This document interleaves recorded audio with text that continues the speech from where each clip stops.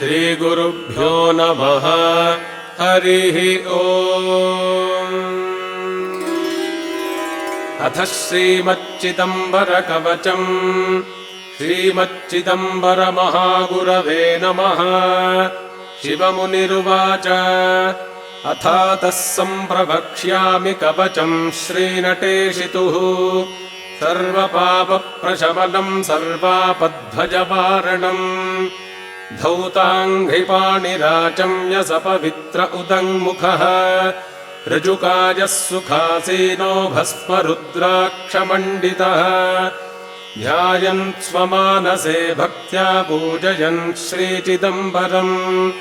अङ्गुष्ठादिन्यसेत्पश्चात् सतारममुना विभोः। अस्य श्रीचिदम्बरकवचस्तोत्रमाला महामन्त्रस्य। शिवर्षजे नमः शिरसि। त्रिष्टुप्छन्दसे नमः मुखे। श्रीसरस्वती सावित्र्यम्बा समेत श्रीचिदम्बरेश्वराय नमः हृदये। ॐ बीजम् चिदम्बरः शक्तिः। नमः कीलकम्। श्रीचिदम्बरप्रसादसिद्ध्यर्थे पठने विनियोगः। ॐ अङ्गुष्ठाभ्याम् नमः। ॐ चिं तर्जनीभ्याम् नमः। ॐ दं मध्यमाभ्याम् नमः। ॐ बं अनामिकाभ्याम् नमः। ॐ रं कनिष्ठिकाभ्याम् नमः। ॐ चिदम्बरम् करतलकरपृष्ठाभ्याम् नमः। ॐ हृदयाय नमः। ॐ चिं शिरसे स्वाहा। ॐ दं शिखायै वषट्। ॐ बं कवचाय हुम्। ॐ रं नेत्रत्रयाय वौषट्। ॐ चिदम्बरम् अस्त्राय फट्। ध्यानम् ब्रह्मेन्द्रादिमरुद्गणाच्चितपदम् भास्वज्जटामण्डितम्। भालाक्षम् वरदाभयाङ्कितकरम् शूलादिदिव्यायुधम्। भक्तानामभयप्रदम् स्मितमुखम् सद्भूतिपुण्ड्रान्वितम्। देवीभ्यामनुसेवितम् हृदि भजे सर्वार्थदम् सादरम्। लं पृथ्वीतत्त्वात्मकम् श्रीचिदम्बरमहागुरवे गन्धम् कल्पयामि नमः। हम् आकाशतत्त्वात्मकम् श्रीचिदम्बरमहागुरवे पुष्पम् कल्पयामि नमः। यम् वायुतत्त्वात्मकम् श्रीचिदम्बरमहागुरवे धूपम् कल्पयामि नमः। रम् तेजस्तत्त्वात्मकम् श्रीचिदम्बरमहागुरवे दीपम् कल्पयामि नमः। वम् अमृततत्त्वात्मकम् श्रीचिदम्बरमहागुरवे अमृतनैवेद्यम् कल्पयामि नमः।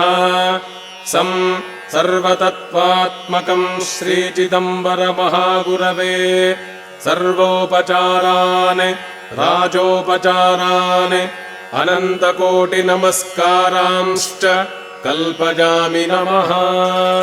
सर्वत्र माम् पातु चिदम्बरेशो महाभयादार्यकुलावतारः। प्राच्याम् प्रपातु प्रभुरार्यदेवो यमस्य सोऽव्याद्दिशि दिव्यकान्तिः।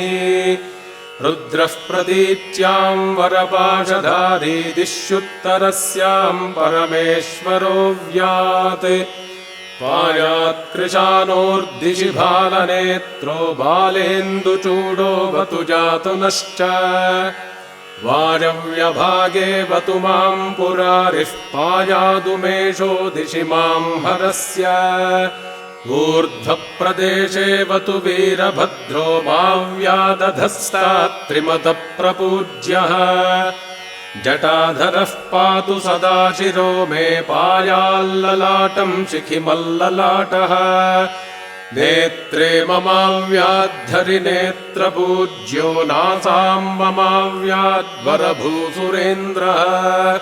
श्रुत्यन्तदेव श्रवणध्वजम् मे पायात्कपोलौ सुकपोलबालः मम प्रपायाद्वदनम् वदान्यः पायान्मदीयाम् रसनाम् रसज्ञः कण्ठम् ममोत्कण्ठमनाः प्रपायादम् सध्वजम् पातु सुहंसकीर्तिः बाहुध्वजम् मेवतु बाहुलेजो हस्तौ ममाव्याद्वरहस्तशूलः ममाङ्गुलीः पातु धृताक्षमालः पायादुरो मे सुरसिद्धवन्द्यः कुक्षिम् सदा रक्षतु विश्वदक्षो ममावलग्नम् शुभलग्नमूर्तिः नाभिस्थलम् मे मृगनाभिगन्धः पृष्ठम् ममाव्याद्वृषपृष्ठवासी कटिम् ममाव्यात्करटीन्द्रचर्मासोऽव्यान्ममूरो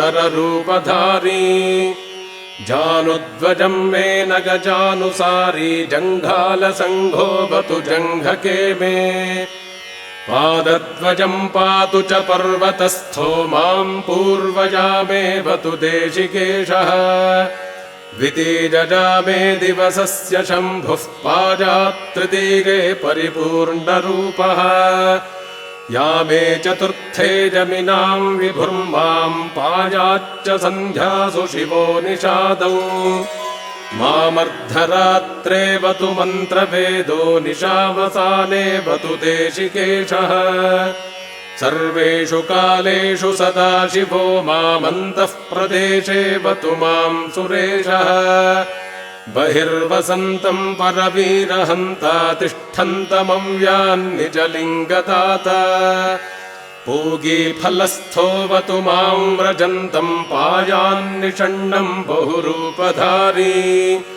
नित्योपकर्तावतु माम् सजानन्निद्राणमव्याच्चिरभव्यदारी मार्गेषु माम् पातु सहस्रधारः पायाज्जलेभ्यो वडवाग्निरूपः पात्वग्निभीतेः पयसाम् स्वरूपो वर्षाशनिभ्यो वतु वज्ररूपः सिंहोग्रशार्दूलवराहमुख्यान्निवार्य माम् रक्षतु भूरि सत्त्वः दुःस्वप्नदुर्दोषदुरन्तबाधाम् विपज्वरारातिभजार्तिमोहान् विदारयन् पातु नतार्तिनाशश्चिदम्बरो माम् वरदीक्षितेन्द्रः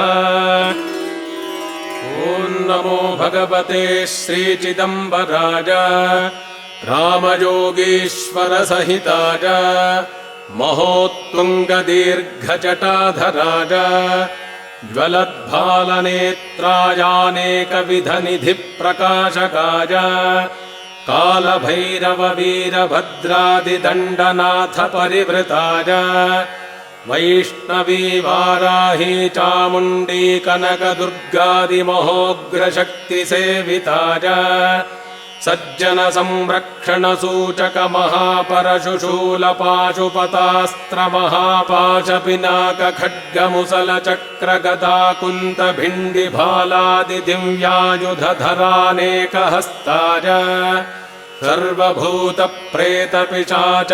ब्रह्मराक्षसचण्डिग्रहवेतालदुष्टग्रहनिवारणहेतुमहोग्ररूपधराज संरक्तनेत्राय कपालीकृतपञ्चवक्त्राय लोकसंरक्षणार्थावतारमुरगोडपुरनिवास देवलापुरीवल्लभ कुसुमग्रामपट्टणाधीश्वर मृत्युञ्जय जय जय माम् सदा रक्ष रक्ष दयासहितकटाक्षेण वीक्षज वीक्षज धृष्टग्रहान्नाशज नाशज मम शत्रून् दारज दारज मम गृहस्थितम् सर्वदुष्टम् निर्गमज निर्गमज सर्वरोगध्वंसम् कुरु कुरु मम प्रत्यक्षो भव भव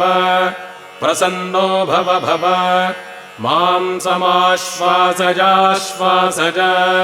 माम् निर्भयम् कुरु कुरु श्रीमद्गुरुमहाप्रभो शिव चिदम्बर नमस्ते नमस्ते नमो नमः।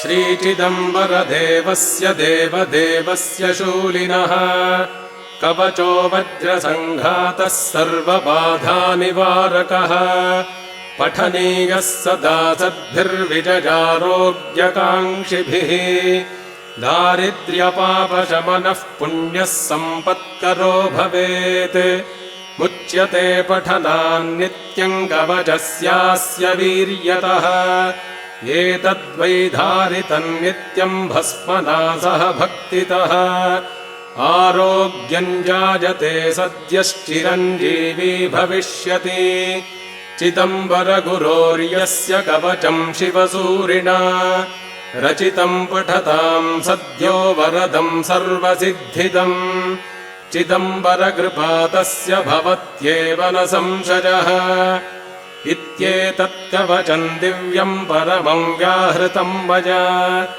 एतस्य धारणादेव सर्वसिद्धिः प्रजायते एवम् कवचम् पठित्वा पुनः शिव चिदम्बर इति महामन्त्रमष्टोत्तरशतवारम् जपित्वा गुह्यातिगुह्यगोप्ता त्वम् गृहाणास्मत्कृतम् जपम् सिद्धिर्भवतु मे देव त्वत्प्रसादान्मयि स्थिरा इति श्रीचिदम्बरेश्वराय जपन्निवेदयेत्।